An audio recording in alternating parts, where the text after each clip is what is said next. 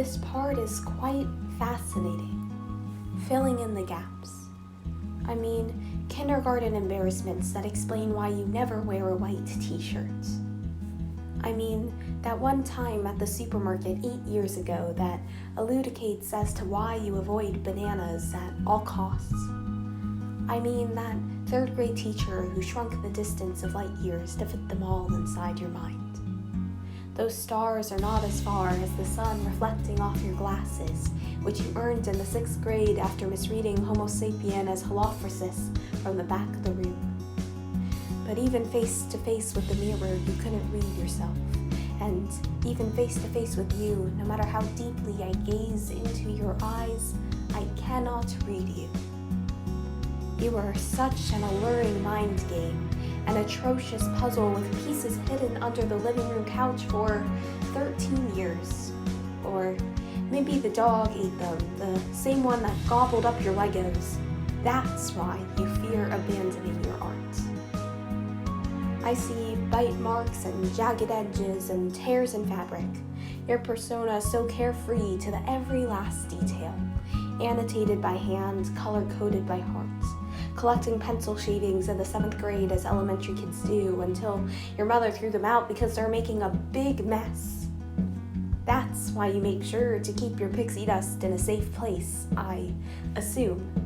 It only makes sense that you're some otherworldly being. I've seen you laugh in the face of humanity, but after all these years, I finally saw you laugh at yourself, and if I remember this correctly, the stars leaned in closer to the earth to dance to your symphony.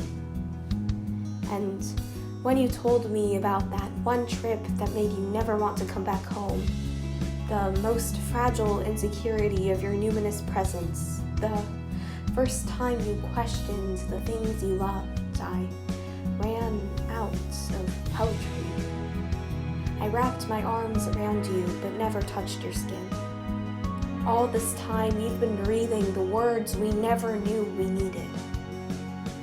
Then I realized that every time I wanted to tell you that you were the muse of all I created, I inserted some overused inside joke between the words or rambled on about how terribly a substitute teacher mispronounced my 4-letter name today or said nothing at all and struggled to catch my breath after a descent void of meaning.